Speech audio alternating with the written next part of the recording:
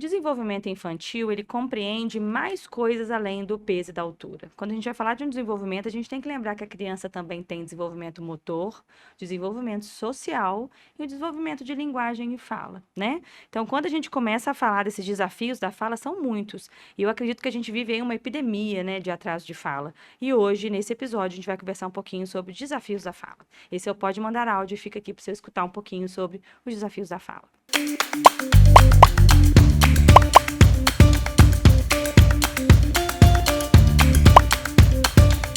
Doutora, pode mandar áudio? Partindo desse princípio dos desafios da fala, vamos começar a falar primeiro do que é normal? Então, o que a gente espera de uma criança aí da questão de linguagem? Quando eu digo linguagem, a linguagem ela compreende um pouco de linguagem corporal, na verdade, que a gente chama de linguagem não verbal, e da linguagem verbal. Então, para começar um nenenzinho ali entre 0 e 6 meses, o que ele vai fazer? O que ele sugere aí que ele já está querendo se comunicar? Então, no início, ele começa a reconhecer os sons, ele vai reconhecer que o papai falou, ele tá mamando, ele busca com o rostinho os sons que ele conhece, ele se assusta com barulhos, e aí ele começa a emitir algumas sílabas, mais sem sentido, mas começa a emitir algumas sílabas. De 6 a 12 meses, essas sílabas começam a se duplicar, e aí vem o bababá, mamamá, tatatá, começa a se comunicar um pouco mais com as mãos, vai mostrar, aponta, fala que quer, pede colinho, conversa, né? E aí depois a gente continua essa projeção. De 1 ano para 1 ano e meio, esse vocabulário começa a aumentar, então a gente vai de 5 a 10 palavras, a gente começa a querer imitar sons, né? Sons dos bichinhos, aprende os gestinhos de bater palmas, apontar o pintinho, e aí do 1 ano e meio para 2 anos, a gente quer um pouquinho mais. A gente quer aumentar esse cardápio de palavras, batendo aí 10, 20 palavras. A gente quer frases curtas, já com um certo sentido, então a gente quer dá neném, vem mamãe, esse não. A gente quer um pouco mais de clareza nas palavras para caminhar dos 2 para 3 anos com frases mais completas. De 3 palavras. Neném quer esse. Mamãe, hoje não. Esse não. E aí, com mais clareza, igual a gente vem falando, ele começa a falar mais erradinho, começa clareando, dos 2 para 3 anos ainda tem um certo grau de troca, mas a gente tem que avaliar. Para com 3 anos, de fato, essa fala está um pouco mais clara. Perceberam que todas as fases que eu descrevi, eu falei de linguagem corporal e linguagem verbal, né? Isso significa linguagem, nunca é só fala. Existe toda uma linguagem associada. Para falar de linguagem hoje, eu trouxe a especialista em linguagem, que é a fonoaudióloga Gabriela Barreira, mãe da Bruna e do Henrique, né, Gabi? Tudo Isso bem? mesmo. E hoje nós vamos falar um pouquinho sobre os desafios da fala, que eu acho que a gente tem muita coisa para falar sobre isso e ajudar as pessoas com informação de qualidade, né, Gabi? Acho que está faltando bastante entendimento, né, do que é essa fala, de que momento a gente precisa procurar o especialista, em que momento é realmente o tempo de cada um. Exato, né? E assim, você, como profissional especializado nessa área, é a principal procura do seu consultório, é o atraso de fala? Eu tenho duas principais procuras nesse momento, né, o atraso de fala e o transtorno do espectro autista, né, são duas linhas de frente nas avaliações e nos tratamentos nesse momento. Começando pela história da fala, igual eu chamei todo mundo para esse vídeo, o atraso de fala tá epidêmico, né, Gabi? Tá. Se a gente for pensar especificamente em atraso de fala e não em transtornos de fala, a gente precisa levar em consideração o contexto em que esse bebê está, né? O contexto, ele é determinante no desenvolvimento inicial, na aquisição dessas primeiras palavras, dessas frases, né? Então, quando a gente tem um atraso nesse processo, a gente precisa olhar para esse contexto. E na maior parte das vezes, se a gente está falando de atraso de fala, a gente mexendo nesse contexto, melhorando os estímulos, rapidamente esse bebê consegue alcançar o que é esperado para a faixa etária dele e caminhar. Partindo de um gancho aí para falar desse atraso, eu acho que a gente tem muita coisa, igual você disse, o contexto que a criança tá, muita coisa relacionada ao que a gente vive hoje. O excesso das telas, esse consumo imediatista de vídeos rápidos, de áudios rápidos, a falta de tempo, às vezes, do pai e da mãe de abaixar, olhar no rostinho do neném e falar, fala de novo, vamos falar junto. Vem cá, bota o videozinho no YouTube pra mamãe fazer comida e deixa o neném lá. Assim, muito hipócrita a gente falar que vai crescer sem tela, né? Mas Uhum. eu acredito que esse uso irracional, sem seleção, vem fazendo com que as coisas vão deixando passar muitas coisas na questão do estímulo. E aí a gente aproveita e traz o gancho da história da escola. Porque para mim, Bárbara, lá na pediatria, eu acredito que 2 anos é um ponto, assim, de corte para entrar na escola. Antigamente, a gente tinha a história que a gente estava conversando antes, dos 4 anos, para entrar na escola, para começar essa pré-alfabetização. Mas eu acho que os 2 anos é um ponto, assim, crucial, não só para a questão do desenvolvimento da fala. Eu acredito muito no desenvolvimento social, Social. que vai corroborar Socioemocional. para o desenvolvimento da Sim, fala. eles se desenvolvem de forma É, intrínseca, né? a gente cresce, a gente foi feito para conviver com os nossos iguais, né? E a gente convive com os adultos. E a maioria das famílias acha que o adulto estimula a criança, e não é bem assim, né? Nunca. Eu falo que eu, com 18 anos de experiência, mestrado na área, um monte de pós, se você levar a criança para mim todos os dias no consultório, eu não vou estimular tão bem quanto o par. O par, né, a criança da mesma faixa Exato. etária, que vai brincar, que vai brigar pelo brinquedo, que vai ter um modelo de imitação. É isso. Então, o par é essencial. Eu acho que essa escola, a partir de 4 anos de idade, a gente tinha num contexto em que, em geral, mães não trabalhavam, tinha-se muitos filhos, né? Então, Uhum. tinha irmãos e E aí eles se primos ali. estimulavam, né? Exatamente. Criança livre, brincando na natureza, casas com Que a gente já espaço. não vê isso mais, né? Exatamente. Hoje em dia nós temos pai e mãe, em geral, trabalhando fora, a- Famílias menores. famílias menores, né? Então, quando tem irmão, é um irmão, É, é, todo mundo muito cansado, porque está trabalhando, tem que dar conta de exato. casa, não tem primos no convívio, os avós, em geral, cuidando daquela E às criança. vezes os avós já estão tanto na rede social quanto os pais, né? Sim, Agora, isso é uma bastante. epidemia mesmo. A gente consome sem ver que está consumindo ali. Vídeo rápido. Quando você vê o negócio está ficando longo, você já cansou. Eu estava percebendo esses dias, até em Spotify, da gente ouvir no carro, que eu vou muito dirigindo e eu penso assim, vou gastar, sei lá, 2 músicas para chegar. A música está diminuindo, né? Sim, Antes você tinha música de 3 e poucos minutos, sim. agora a música tem 2 minutos. Dois. Dois. Eu falava, gente, eu pensei nisso dirigindo esses dias. Eu falei, eu acho que a gente tá com um consumo muito Para tudo, para imediatista. tudo. Lá em casa eu uso muito pouca tela com os meus Uhum, filhos. Essa foi uma bandeira minha desde sempre. É, mesmo na pandemia, onde a coisa degringolou uhum. bastante, mesmo lá em casa. Mas, e mesmo antes de se falar sobre os malefícios da tela, eu sempre entendi que a tela precisa ser usada como uma ferramenta Exato, para e de estimular na hora forma muito certa. racional. Na verdade, eu nem digo para estimular, porque a gente tem um mundo que vai estimular muito melhor do que Poxa, aquela muito, tela. muito melhor. Mas, por exemplo, a mãe tá dirigindo, tá um trânsito, aquela pequenininha tá chorando na cadeira, ela não tá conseguindo distrair. Talvez a tela ali vale a pena? Não sei. A mãe Pode vai ser, saber, pode ser. é uma tela de Ah, socorro ali rapidinho. uma sala de espera de um consultório que não está preparado para receber criança. Consultórios, preparem-se para receber Uhum, crianças, que o médico atrasou e a criança já está ficando irritada. Será que ali essa tela vale a pena? uhum. Ah, o pai e a mãe saíram para almoçar no fim de semana, aquela comida chegou quentinha, eles estão doidos para bater um papo do casal e a criança já irritada, que ficou esperando. Será que ali aquela tela vale a pena? Então é um uso realmente reflexivo e não Uhum. indiscriminado e o tempo todo. Quando a gente não usa a tela no dia a dia e a gente faz esse uso reflexivo, fica muito mais tranquilo a gente usar quando precisa. Então, por exemplo, ano passado eu tive dengue. Fui uma semana de cama, muito mal. Os meus filhos usaram tela durante quase uma semana. E tá tudo bem, porque E eu para não tirar, uso. e assim, quando a gente não tá acostumado, e a história da abstinência é muito real, né? Que É quando como uma você droga. tira, exatamente, eu É, percebo muito isso. é. Que às vezes a mãe fala, ó, eu tive que usar porque ele adoeceu, ficou sem escola, eu tô sem rede de apoio. Nossa, para tirar foi um caos. E é muito verdade. É de fato, você percebe um vínculo de dependência mesmo. Existe, existe. E eu acho que também isso aí eu não sei, né? Eu tô falando mesmo como mãe, um grau de suscetibilidade, assim. Então, por exemplo, eu tenho minha filha, ela vira um gremlin. Mas é Agora nem tanto com 9 verdade, anos, mas pequenininha ela virava um gremlin usando é tela. O verdade. meu filho já nem tanto. Ele já é uma criança que se adapta mais fácil Aham. ali, a tela, quando entra, sai também, para ele tá muito Não fez bem. tanta É. diferença. Isso é bom de a gente E falar. aí, assim, acho que a gente precisa pensar nisso. É, criança aprende, se desenvolve vivendo, é vivenciando, né? É aprendendo a andar, escalando as Isso. coisas, Rabiscando a parede. rabiscando Cordão de parede, macarrão. é cantando, é É. dançando, é brincando com os bonecos. E a tela, eu tenho até um vídeo que vai sair no meu Instagram também, mostrando a Bruna com mais ou menos ali uns 7 meses, bebê. Então, em 2015, isso, início de 2016, cantando, brincando comigo, bolinha de sabão, ela pegando e botando na boca o pote. A minha tia liga a música da Luna, do desenho da Aham. Luna. Imediatamente a Bruna vira um É isso. fantasma É ali. isso. A gente vê isso muito. Ela para.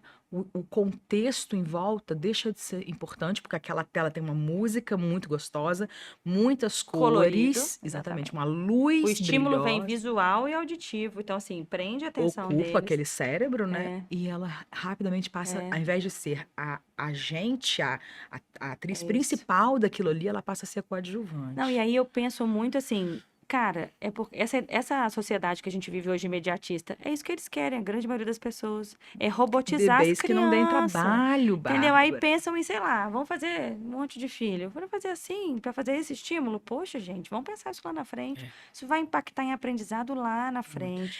Eu acho que a geração que está chegando agora no mercado de trabalho, talvez a geração, né, a partir da minha para frente um pouco, o grande diferencial era quem sabe falar inglês, quem tem um uso da tecnologia, né, da Uhum, informática.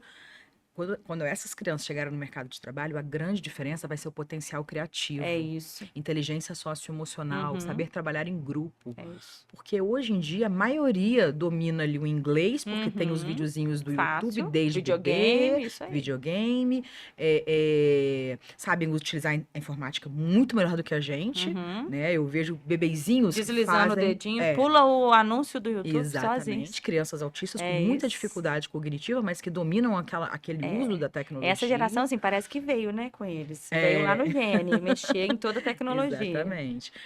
O filho da minha prima tá com 1 aninho e meio agora, acabou de nascer o outro bebê, então a tela lá provavelmente tá Vai usando um aparecer pouco mais. E aí minhas tias foram para lá, 1 ano e meio, ele já pegava o óculos, entregava para minha tia, porque já entendeu rapidamente que ela precisava do óculos, para poder e fazia assim mexer, para ela, pra ela para colocar o ligar. videozinho para Não, ele. e assim, eu associo muito esse uso irracional da tela, mexendo até com o limiar de frustração. A gente está pegando uma criançada que não se frustra, que Uhum, não aceita, que não tolera se não for do jeitinho deles. Eu sei que tem uma fase que isso é muito comum, mas aí a gente uhum. está impactando no desenvolvimento da fala, que é o que a gente vai puxar o gancho já já de novo, mas isso está impactando na socialização, Sim. na criação de comportamento, de características de personalidade. É tudo a mesma coisa. A Não dá pra gente, gente separar. a gente já tem uma diferença, eu imagino, da minha geração para a sua. Eu sou um pouco mais velha que você. Quando eu era criança, se a gente for pensar em tela, a televisão Uhum. era do adulto. A gente tinha ali 1 hora, 1 hora e meia de desenho E de dependendo do manhã, dia. no final do dia, né? Que tinha. A sua geração, eu acho que já tinha os canais específicos de É, desenho, não, eu até que cartoon. era. Não, não sou dessa, Gabi. Não. Infelizmente, não. Era o É, Tom e Jerry no é SBT. isso, né? Então a gente tinha horários e nesse desenho tinha propaganda. Então a gente tinha que É, esperar isso voltar o aí. horário do desenho. É, Você não escolhia o que você ia assistir, é o que estava passando na televisão, né? exatamente. Pouco depois vieram os canais específicos de desenho infantil e hoje em dia as crianças têm escolha e controle restrito Uhum, sobre o que vai ver, né? E quanto tempo vai ver, o que vai assistir. Isso, né, é bastante complicado, uhum. porque eles não têm o controle mesmo de Do que tá espera. consumindo, não tem. Não tem, Não não tem. tem. E uma coisa também que eu acho muito importante falar, Bárbara, eu sei que esse não era o nosso objetivo, né? Falar especificamente sobre telas. Mas eu acho tão importante. Muito, muito importante. Não é só também, isso eu tô aprendendo agora, que minha Uhum. filha tá crescendo com 9 anos e meio, vai fazer 10 agora. Não é só o cortar, o proibir. É explicar, você acredita? Ensinar Uso racional, né? um uso racional. Porque mais cedo ou mais tarde ela Vai vai usar, vai entrar. usar. A E escola aí? ensina no computador, né? Cyberbullying, É. segurança na Bom, internet. aí a gente acabou de ver as notícias bizarras aí do falecimento da menina e mais um desafio. E não é a primeira notícia e infelizmente não Não vai vai ser ser a a última. última. Uhum. Cada vez mais, os pais, na verdade, não estão se dando conta do que está rolando dentro de casa. Sim. Eu compreendo muito isso com essa vida nossa corrida, de trabalho, as famílias precisando cada vez mais trabalhar fora. e delegando um pouco mais, crianças ficando sozinhas. Eu tenho pacientes que os irmãos se cuidam enquanto o papai e a mamãe estão em home office, sai para Sim. fazer alguma coisa, e aí a gente perde o controle. Então, acho que esse uso racional é muito Tem importante. um livro que não sei se eu posso Com indicar, mas que eu certeza. gosto muito e que eu indico no consultório para os pais, chama Tela com Cautela. É da Roberta e da Rafaela. Roberta Maravilha. Ferec e Rafaela Carvalho. Porque não adianta. A Rafaela é maravilhosa, né? Não A tem um Rafaela é livro. Nossa, maravilhosa. E é todos os isso. livros Elas dela são fizeram um maravilhosos. livro para que os pais leiam e leiam junto com seus filhos É maiores, isso. porque você vai fazer, ele tem até um protocolo de uso, de que forma vai ser usada essa Uhum. tecnologia, o que vai ser consumido, de que forma, por quê, né? Para quê, por quanto tempo. E a gente está tão nesse mundo, nessa dependência da tela, que olha o caos que foi a decisão nacional aí de proibir o uso do celular na escola. Um monte de gente levantando bandeira, eu acho um absurdo. Tem que ter celular na escola. Eu falei, gente, assim, que mundo que a gente tá. Porque a galera tá brigando para ter celular na escola. Eu tenho muitos amigos professores. Não sei se você tem tido. Alguns feedbacks maravilhosos. Eu tenho algumas mães de pacientes professoras. E assim, os professores estão adoecendo, né? A saúde mental na educação precisa ser Já é uma urgentemente remuneração ínfima. baixíssima. Isso precisa ser debatido.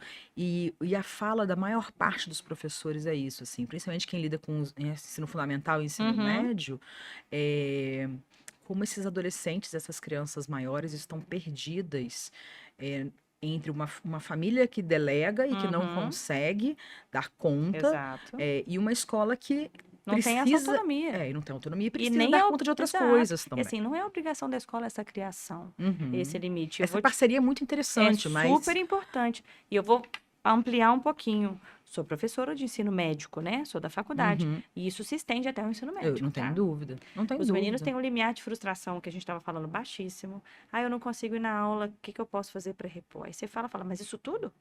Fala, isso na aula, né? Então, assim... E tem uma outra coisa também que eu acho que a gente precisa pensar, né? Já que a gente está falando, eu também estou falando aqui como mãe, né? Não só como fono, e a gente está falando para um público, né, da maternagem e da paternagem, que disciplina positiva e comunicação não violenta é muito diferente da permissividade. Com certeza, eu falo muito essa frase, eu falo, gente, entre o permissivo e o positivo, é bem tênue essa diferença, mas a diferença que a gente vai criar fazendo o positivo e não o permissivo é enorme. Enorme.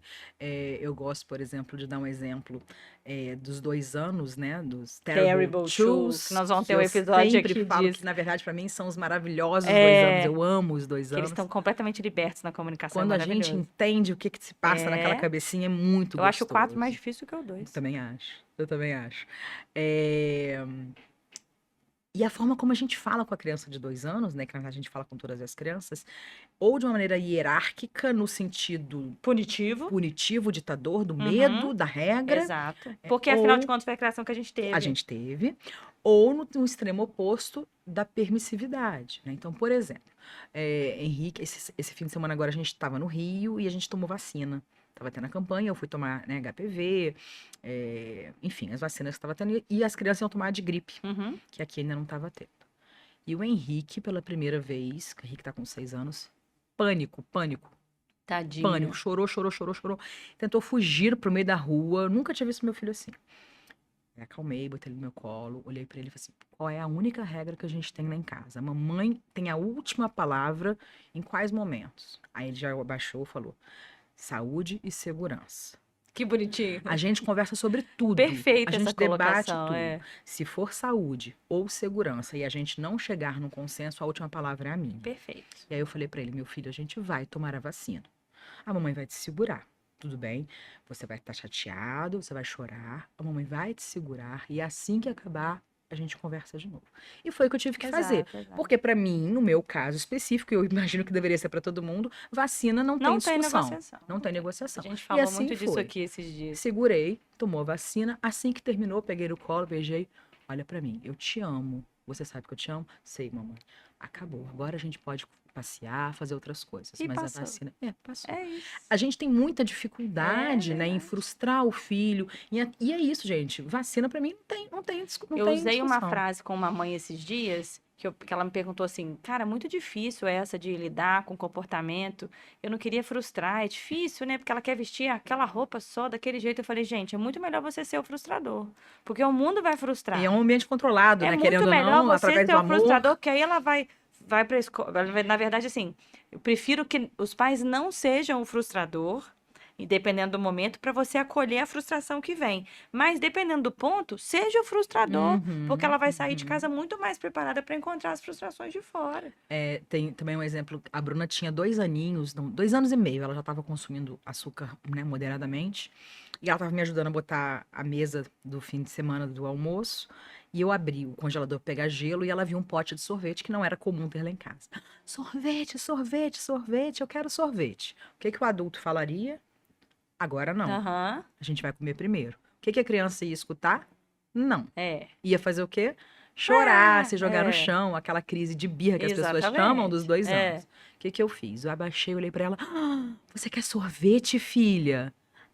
O cérebro dela já acalmou, porque viu que o isso. interlocutor É entendeu o que ela queria. isso, é isso. Tudo bem, a gente vai almoçar e depois a gente toma sorvete, combinado? Espera aí, sorvete, a gente já volta.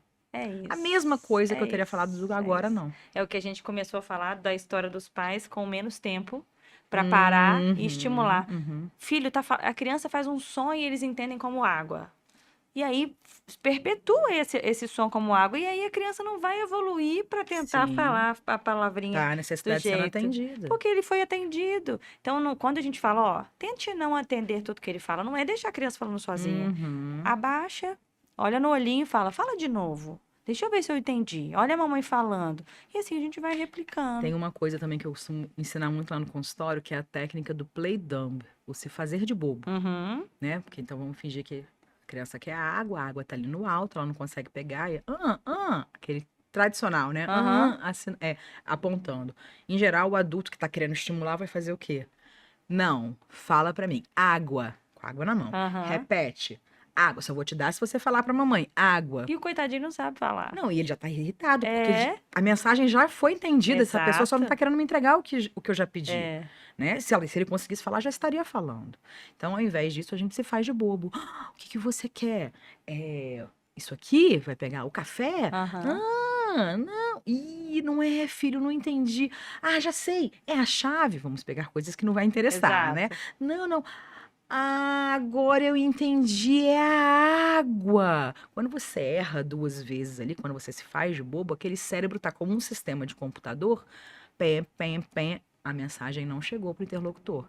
Precisamos fazer algo melhor. Isso, Em seguida, você perfeito. dá um modelo. Ah, água! Vamos beber água, água geladinha, que água gostosa. Eu também quero um pouco de água. Água, água, água. E aí o cérebro vai fazendo Começa a captar essa conexões mensagem, perfeito. para formar essa palavra mais ali na Perfeito. frente, né? E assim, uma coisa que a gente tem que falar muito, voltando na história da fala e dos atrasos da linguagem, não é cada um no seu tempo, né, Gabi? Não. A Isso, gente tem- Bárbara, eu sempre a falo, gente precisa 2025 não reconhecer dá mais, isso. assim. A gente estava conversando até assim um pouco antes. Eu não acho que falta só o encaminhamento do profissional que acompanha. Eu acho que falta também a aceitação da família, de aceitar essa intervenção multidisciplinar. E eu não sei se isso é muito enraizado aqui em Juiz de Fora, que é o que a gente estava conversando, mas tem muita gente que é refratária a esse tratamento, né? Muito. Eu acho que a gente tem essas duas questões, né? A gente tem profissionais que isso é uma realidade, a gente escuta muito de muitas famílias, né? Ó, o pediatra falou que era para esperar o É, tempo dele para primeiro botar na escola. A escola é importantíssima, mas ela não vai diminuir a necessidade de um profissional exatamente, especialista, na exatamente. maior parte das E vezes. assim, a gente não vai fazer o estímulo em casa. Não é o papai e a mamãe sozinhos que vão resolver. Tem profissional capacitado para Nem que seja isso. para orientar essa família, Exato, né? Quando eu pego exato. um bebê, por exemplo, o meu trabalho com o bebê é pontual, é Aham. muito maior de orientação à Conhecendo o família. contexto que ela está inserida, modificando a Exatamente. reação dessa família ao estímulo que a criança Exatamente. emite, para daí você conseguir conduzir, né? Exatamente. É, Me perdi no que eu ia te falar.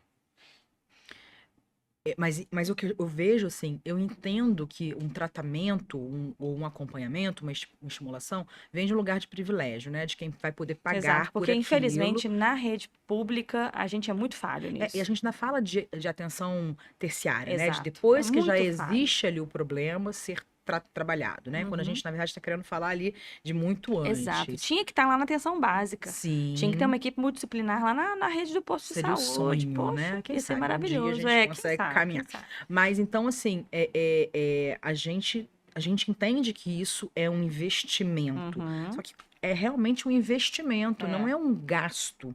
É um investimento, porque você está atuando de forma pontual num bebê ou numa criança que já está demonstrando uma dificuldade ali, Uhum. e que se você não intervir ali, você vai ter que intervir lá na frente, na grande maioria das vezes, com coisas muito maiores. É. Então vai ser aí sim um tratamento de médio e longo prazo, enquanto poderia ser uma coisa pontual de curto E prazo. aí, o que eu acho importante também é até a fase que a criança tá para desenvolver a habilidade. A gente pega uma neuroplasticidade de uma criança menor com muito mais facilidade de se Muito. intervir. Uma criança com 4, 5 anos, primeiro, ela já não tem paciência de ficar ali parada Uhum, fazendo estímulo dependendo do que tiver acontecendo. O uhum. 2, 3 anos, 1, 2, 3, Tudo é uma grande muito novidade. melhor.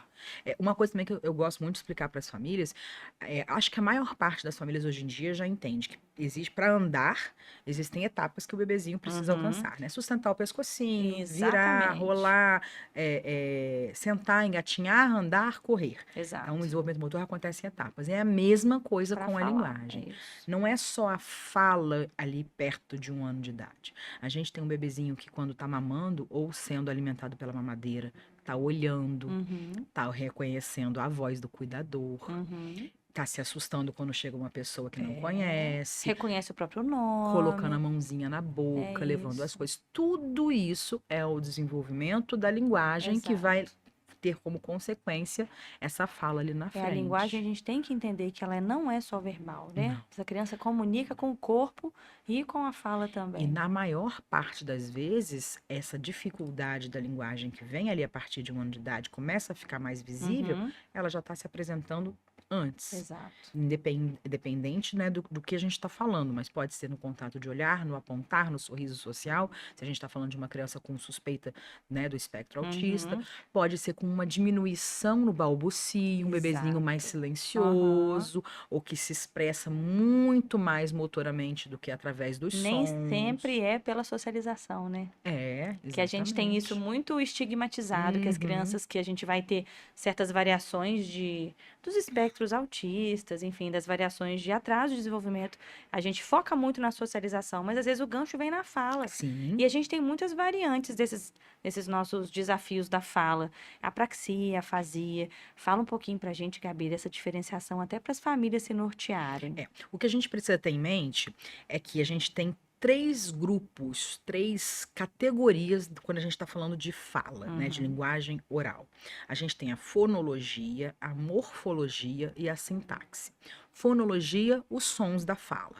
Morfologia, a gente junta os sons para formar palavras. Sintaxe, junta-se as palavras para formar frases. Então, a gente pode ter dificuldade em qualquer um desses campos quando a gente está falando de fala. Se a gente está Uhum. falando de linguagem, temos Já é ainda outra mais história. campos, né? Então, o que que a gente espera? Se a gente tem ali um bebezinho que, quando deveria estar balbuciando, ou seja, começando a estruturar a sua fonologia, é um bebezinho silencioso, que usa muito tela e fica mais passivo ao invés de estar Uhum. brincando com esses sons. Pensa comigo, todo bebezinho ali em torno de 4 meses, 6 meses, começa a colocar a mãozinha na boca, faz o Uhum. quê? Ah, Isso vai aí. fazendo som junto. Perfeito. Quando isso já não está aparecendo, não necessariamente esse bebê precisa de intervenção, mas opa, temos um sinal de alerta. Uhum. Será que isso aqui está pontual ou será que vai continuar? Né? E aí a gente começa a observar. Então a fonologia já começa a mostrar para a gente ali que pode ser que esteja deficitária. Perfeito. Aí chegamos na morfologia, na forma Uhum. das palavras. E aí esse bebezinho começa a fazer o balbucio e a gente tem um atraso, porque as etapas estão sendo adquiridas só que Uhum. tardiamente, ou a gente tem uma possibilidade de um transtorno, né, de linguagem, de uma Exatamente. dificuldade de linguagem, de um transtorno de linguagem. E aí mais para frente a gente chega na sintaxe. Então ali em torno dos 2 anos de idade, quando as frases deveriam estar aparecendo, também não aparece. E ele tá fazendo os marcos lá atrás Ou não ainda. está fazendo nenhum Exato. ainda, É. né? Dependendo da, da gravidade. E mais pra frente, o que que vem depois? Porque você falou da fala, né? Você parou ali nos 3 anos. Uhum. Alfabetização. A Exato. alfabetização é uma continuação da Do processo linguagem, de né? linguagem. Da linguagem oral parte para a linguagem escrita. Então, Uhum, também é uma continuidade. Estamos falando de uma maneira geral, né? uhum, Temos casos neurodivergentes em que não com necessariamente a certeza. fala vem, mas que a alfabetização pode vir. Então, é isso que é importante. Se a gente consegue intervir precocemente ali no início, olha quanta coisa a gente pode estar evitando. Impacta positivamente nesse desenvolvimento como um Desenvolvimento como todo, um né? todo. E aí a gente chega, desculpa, também ali, né, em torno dos 2, 3 para frente, Aham. na linguagem social. E aí o que acaba acontecendo? Os amigos todos já estão com a linguagem bem estruturada, as brincadeiras se tornam totalmente baseadas em linguagem. Uhum, de chamar, de Tudo responder. faz de conta, É casinha, isso. super-herói, né? Vem tudo através da linguagem. É, E aquela criança começa a ser excluída ou a se excluir socialmente, porque não exato. necessariamente consegue acompanhar os seus Faz muita amigos. diferença, E aí né? a gente começa a ter também um impacto socioemocional. Eu, enquanto pediatra, o que que eu encontro na minha rotina? Onde que me dá sinal de alerta? A consulta de 1 ano, a Uhum. gente tem que ter algum sinal dessa linguagem evolutivo do primeiro ano de vida. Se não tem essa evolução, para mim já é um sinal de alerta.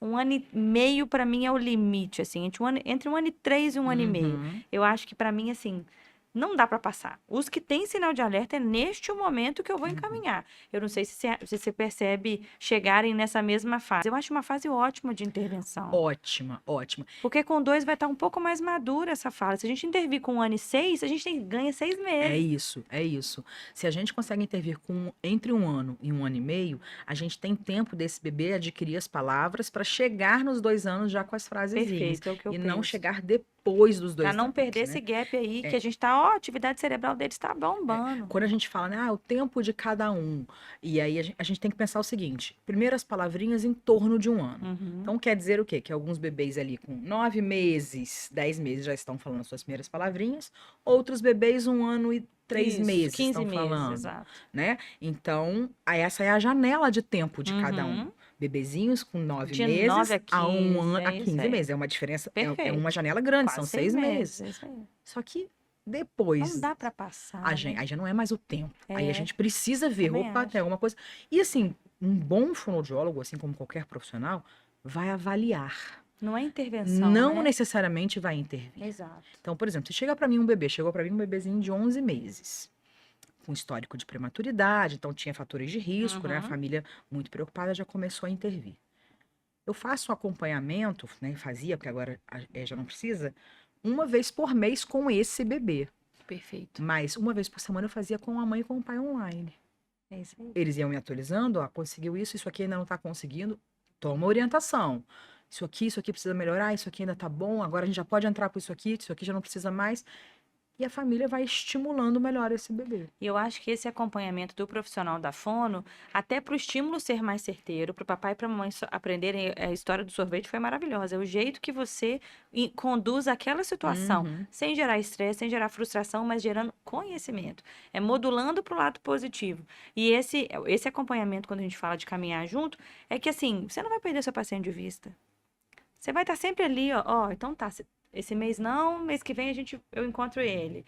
Vai deixando Isso. esse vínculo. A gente sabe que conectar com uma criança é uma coisa que leva tempo, Sim. né? Então, cria esse Uhum. vínculo do profissional com o paciente para ele ter segurança no ambiente. E chegou uma criança para mim há bastante tempo atrás, assim que eu vim para Juiz de Fora, com 2 anos, agora não lembro se ele ia fazer, tinha acabado de fazer, com suspeita de autismo. Uhum. Começamos a estimular, a trabalhar, linguagem foi, a criança foi desenvolvendo super bem, família muito junto, Perfeito. todas as orientações muito em prática.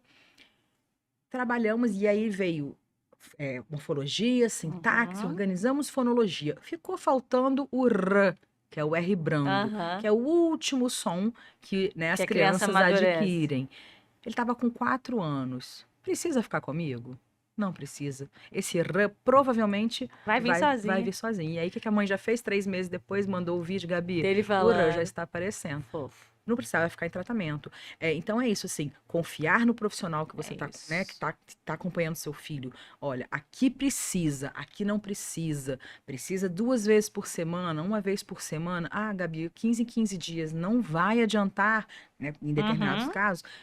confiem no profissional, tirem as dúvidas, leve, pergunta, né? Exato. Muitas vezes a família fica sem graça de Não, e assim, a perguntar. internet é um mundo, né? Se você ficar só se Uhum. baseando em informações que você encontra do consumo rápido lá da rede social, ela vai te deixar louca e não vai conduzir da melhor forma seu filho. Então, assim, é perder menos tempo com informação inútil e Sim, procurar o profissional que de fato vai fazer a intervenção sim. útil na hora certa, pra gente conseguir um feedback legal. Uma coisa também que é importante é isso, a avaliação quando o paciente chega pra gente. É, alguns profissionais não fazem, e é um sinal de alerta para mim na Uhum, qualidade desse profissional, porque a avaliação vai permitir que a gente saiba de onde a gente está indo e para onde a gente quer chegar. uhum, Se a gente não avalia, a gente está indo ali só no feeling, a gente pode estar trabalhando coisas que essa criança já está conseguindo, uhum. ou a gente pode estar trabalhando habilidades que vão vir lá na frente que ainda falta outras para a criança adquirir. Então, quando a gente avalia, a gente constrói vínculo, a gente conhece o que a criança gosta e o que ela não gosta, a gente avalia quais são as deficiências, quais são as habilidades.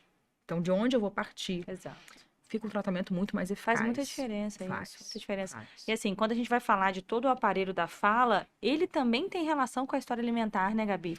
Porque se a gente pega uma criança que já teve dificuldade da introdução alimentar lá no início, percebe que a mastigação foi um pouco ineficaz, ele é mais padrão sugador do que mastigador, isso vai impactar na fala também, né? Vai.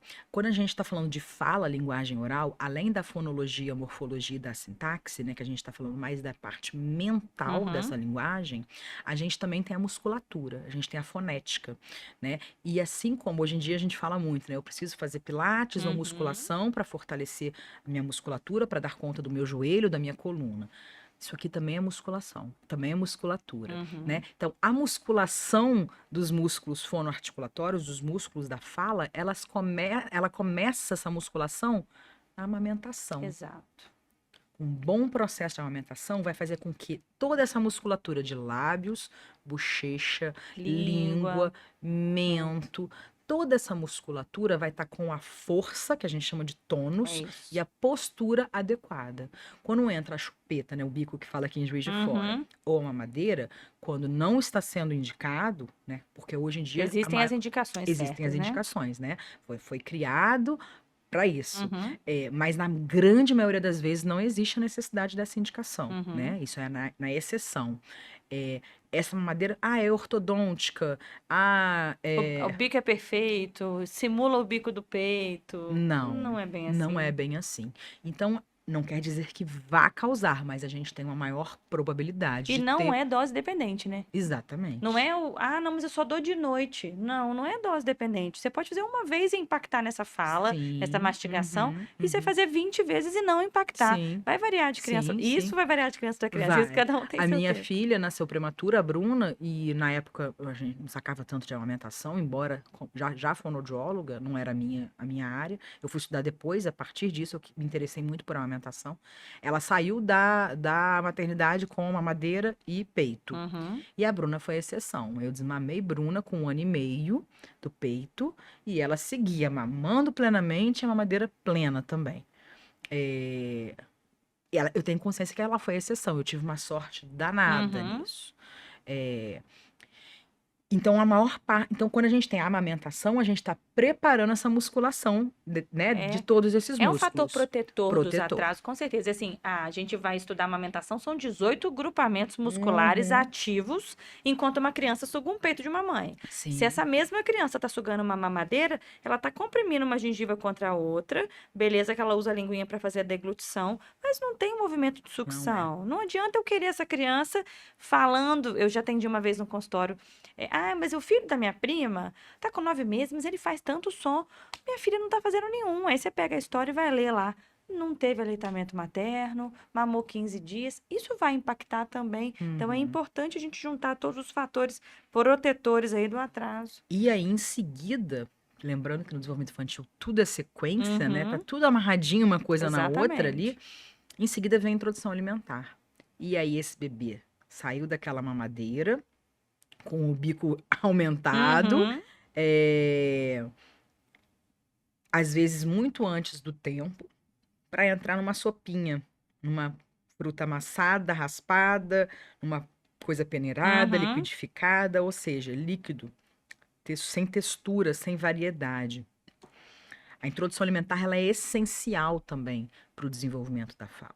O bebezinho começa a ter contato com outros sabores, outras texturas, outras temperaturas. E faltou alguma coisa que eu também, que é estimulado.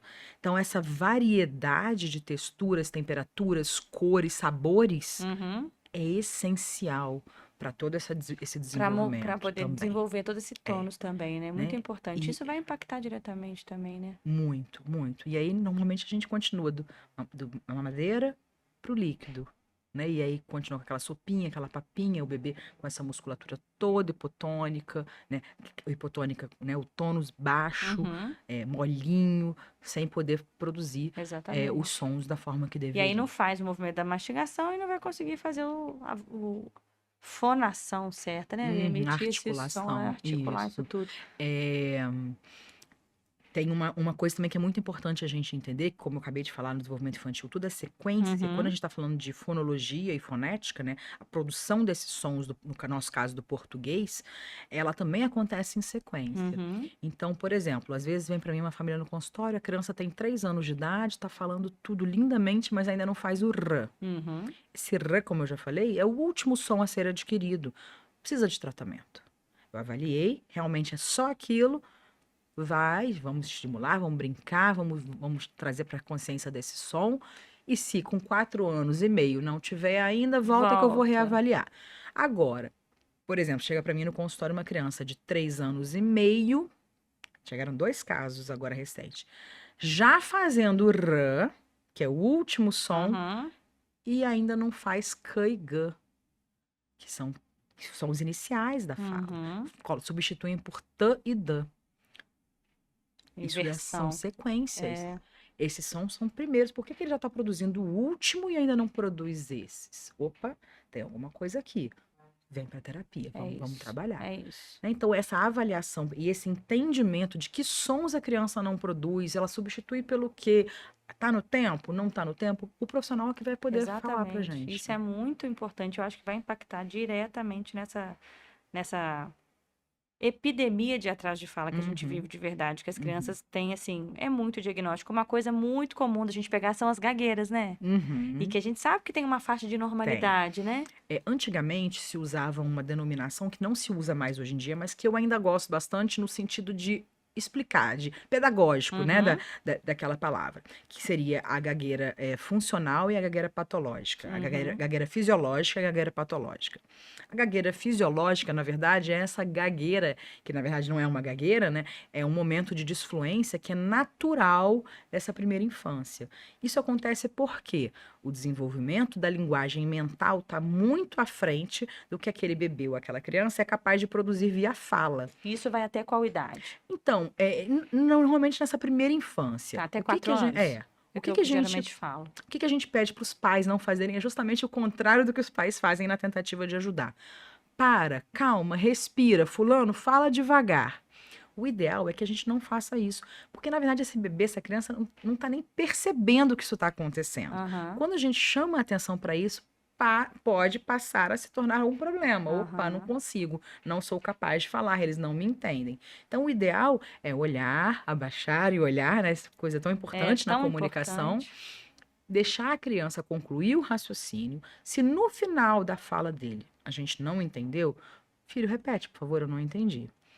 Ou se entendeu, dá Segue, continuidade, segue. né? Então, na grande maioria dos casos, isso vai desaparecer. A gente tem alguns fatores de risco para gagueira, né? Que é meninos, hereditariedade, então outros casos na família, e o atraso de fala especificamente. São Uhum. os principais fatores de risco para a gente entender se essa gagueira pode realmente se transformar numa gagueira, né? Mas aí também precisa ser Então, avaliado. depois de 4 anos, assim, né? Que a É, gente pensa nela se tornar um pouco mais patológica, é, é. principalmente. Também tem um outro fator que eu tinha esquecido, que são as sincinesias, né? Os movimentos que a pessoa com gagueira produz Os junto com a fala. famosos Tics, tics. Os famosos tics. né? Então, o gago em geral aperta, faz algum movimento junto com a sua disfluência. Uhum. Também é um sinal de risco. Então, às vezes, a gente tem uma criança com 3 anos, tá gaguejando, Mas com movimentos juntos. O pai também é gago, atrasou na fala, aí a gente já começa a começa a intervir. terapia, que são coisas que a gente São consegue fatores de risco, modificar também, né? exatamente. Uhum. Gabi, eu acho que a gente conseguiu passear por muitos itens aí na história dos atrasos de fala. Eu espero que a gente tenha conseguido ajudar muita gente com o que a gente falou. Alguma coisa que você quer colocar? Alguma coisa que a gente não É falou? um assunto muito extenso, A gente falaria né? 3 horas, Com né? certeza. Aliás, falar sobre desenvolvimento infantil é uma das coisas mais prazerosas para mim, assim. Mas é isso. Dúvida, qualquer que tenha, procure o especialista. Exato, é assim, valorizar a equipe multidisciplinar. Eu acho que o papel do fonoaudiólogo junto com a gente da pediatria, ele tem que estar muito próximo. Esse encaminhamento, essa intervenção. Quantas mudanças a gente consegue? Nós duas, então, com um monte de paciente em E comum, hein? como é lindo, As né, crianças mudando, Bárbara? assim, por completo. E, geralmente, perto de mim, elas não falam muito, tá? Eu sei que você conquista elas, mas elas morrem de medo. Então, assim, o consultório médico não é um lugar tão feliz. As Aham, mães mandam áudio, vídeo, que aí eu consigo aham, acompanhar. Porque aham. perto de mim, às vezes eu pergunto e falo, e aí? Como é que tá? E aí, você foi lá hoje? Aí fica baixa a cabecinha, não quer muito. Aí sai do consultório, a mãe manda. Falou de você até chegar em casa. Porque não Exatamente. é um ambiente assim. A gente sabe, consultório médico, mesmo que a gente faça tudo para parecer um lugar legal, Uhum. não é o melhor lugar do mundo, né? Ainda mais para Ninguém algumas gosta de faixas estar lá. etárias, né? Tem umas Tem faixas uma etárias que tem época que é um muito. caos. Uhum. Mas assim, é muito bom a gente contar com uma equipe boa, pra gente trabalhar junto e acompanhar esse desenvolvimento dessas crianças, né? É um prazer. E é isso, assim, quando a gente tem profissionais capacitados, né, pediatras atentos, escolas muito parceiras, família, a gente vê o desenvolvimento deslanchando. Mesmo de crianças, por exemplo, dentro do espectro, temos pacientes em comum Exato. com um prognóstico não favorável e a gente vê como que essa criança vai. Muda. É. Eu acho que o recado final fica não tenham medo da escola. Criança não aprende com adulto. Uhum. E procurem a fono, É isso aí. né? Gente, obrigada. Até o próximo episódio.